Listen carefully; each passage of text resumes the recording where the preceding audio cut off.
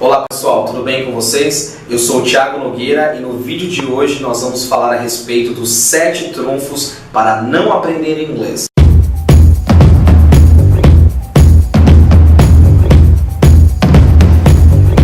O que são esses trunfos? São comportamentos, artifícios que muitas vezes os alunos utilizam e que prejudicam tremendamente a aprendizagem do idioma inglês. Bom pessoal, se você acha que aprender o mais rápido possível, o maior número de coisas é o que vai fazer você falar inglês, você está bem enganado. Veja, o acúmulo de informações, de vocabulário, de regras gramaticais memorizadas não tem nada a ver com fluência. Imagine que você está abrindo uma torneira na sua casa. Vamos pegar esse exemplo para a gente visualizar bem o que é fluência.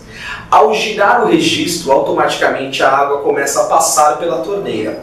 Isso é fluência. Então, isso não tem nada a ver com a quantidade de informações que você já sabe, com aquilo que você já conhece da língua inglesa. Mas fluência é o que você consegue fazer com essas informações, sejam elas muitas ou poucas. Bem, muitos alunos, quando pretendem começar um curso de inglês, já começam com uma atitude derrotista. Eles acham que eles não vão aprender. Inglês é muito difícil, eu não tenho talento para línguas e por aí vai. E eu digo para vocês o seguinte, se vocês não acreditarem em vocês, se vocês não acreditarem que é possível, que vocês têm plena capacidade de desenvolver comunicação nessa língua, ninguém mais fará isso por vocês. É extremamente importante que você acredite no seu potencial. Às vezes você não vai acertar na primeira, mas se não der certo, isso não significa que você tenha que parar. Você precisa insistir, você precisa continuar até que você se encontre. Se você não se visualiza falando inglês, se você não consegue se ver já, construir isso na sua mente, isso jamais se materializará.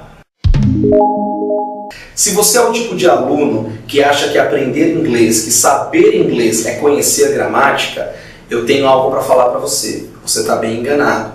Veja, a gramática ela vai te auxiliar sobretudo no momento da escrita. Quando você tiver que redigir e-mails, quando você tiver que responder uma mensagem para alguém, quando você tiver que fazer um relatório, por exemplo, né? Redigir qualquer tipo de texto em inglês, ela vai ser um auxiliar desse processo. Mas não é ela que te faz falar inglês. E quando você insiste em focar na gramática, você está desperdiçando tempo e energia. Vale a pena conhecer a gramática, certamente, mas não é ela que garantirá a sua fluência. Bem, nessa dica é algo muito importante que eu venho trazer para você. Deteste inglês. Faça por fazer. Faça porque você precisa, faça porque o seu chefe disse para você que você tem que falar inglês, ou até mesmo que o seu emprego depende disso. Isso mesmo, continue detestando. Só que não.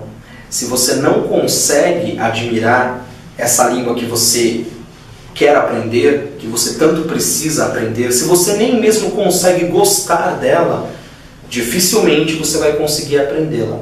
Porque o aluno que não gosta de inglês tendencialmente não estuda inglês. Logo, aquela informação não é repetida, não é praticada.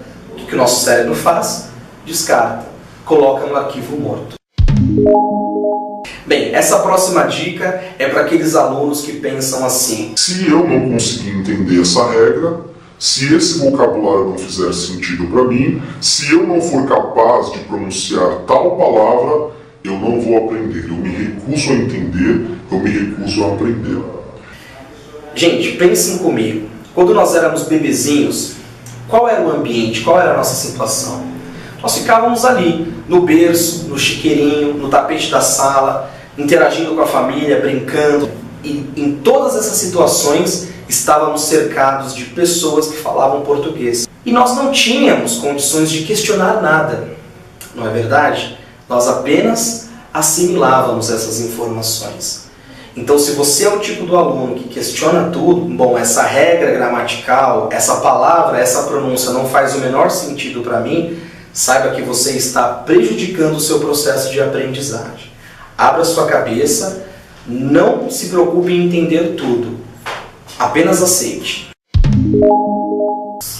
Essa dica vai para aqueles alunos que acham que a salvação deles é a escola, é o professor, é o livro, é o método de ensino, ou seja, são sempre os outros. Se você de verdade não quer falar inglês, dependa dos outros. Dependa da escola, dependa do livro, do método, do diploma. Tem aluno que faz curso para ter um diploma, um certificado, que aliás no nosso país, é bom que se diga, não tem qualquer reconhecimento oficial do MEC, do Ministério da Educação. Os cursos de idiomas no nosso país, eles têm exatamente o mesmo status que um curso, de repente, de pintura em pano de prato. Sem desmerecer a pintura em pano de prato ou em qualquer outro tipo de tecido. Mas o que a gente quer dizer aqui é o seguinte, nós estamos falando de cursos profissionalizantes. Então, se você acha que depende só dos outros, que não depende de você, vai firme, mas saiba que você não vai aprender inglês. Pessoal, essa é a última dica, mas não a menos importante. E serve para aqueles que acham que aqui no Brasil não dá para aprender inglês.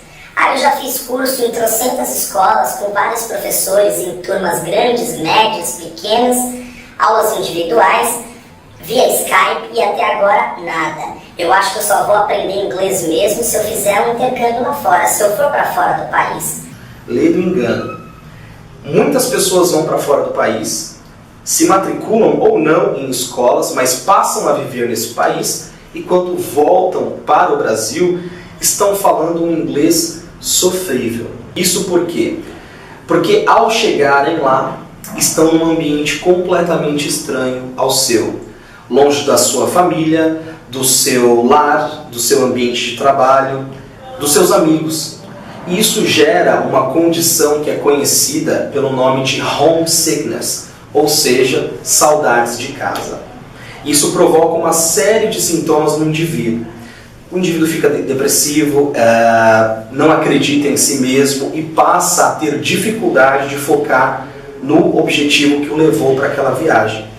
Com isso, ele começa a procurar outros brasileiros que ali vivem na região, a frequentar bares, a estreitar laços de amizade. E nessas situações, fala-se sempre o português e o inglês é deixado para trás. Portanto, tome cuidado. Existem muitas pessoas que desenvolveram a sua fluência linguística morando no Brasil, e eu sou uma delas. I'm a living proof of that, eu sou a prova viva disso. Você pode sim aprender inglês, pode sim se tornar fluente numa língua estrangeira, morando e estudando essa língua no Brasil. Pense nisso, a gente se vê no próximo vídeo. Quais eram as recomendações, produção? Peraí, eram 3, né? Se inscreva no canal, divulgue nas redes sociais, os amigos e ative as notificações. Ela vai me sacanear, vai colocar isso nos erros de gravação. Se vocês tiverem sugestões de vídeos, de assuntos que vocês gostariam que nós tratássemos aqui nos próximos vídeos, deixe a sua sugestão nos comentários. Ou então, não tem ou então. Na semana que vem, a gente vai começar o estudo do livro Os 7 Trunfos para Falar Inglês, como eu havia prometido há um tempo atrás. É um livro muito bacana, escrito pela autora Lillian Prest, e que dá dicas preciosíssimas de como chegar à nossa meta, que é desenvolver a fluência na língua inglesa.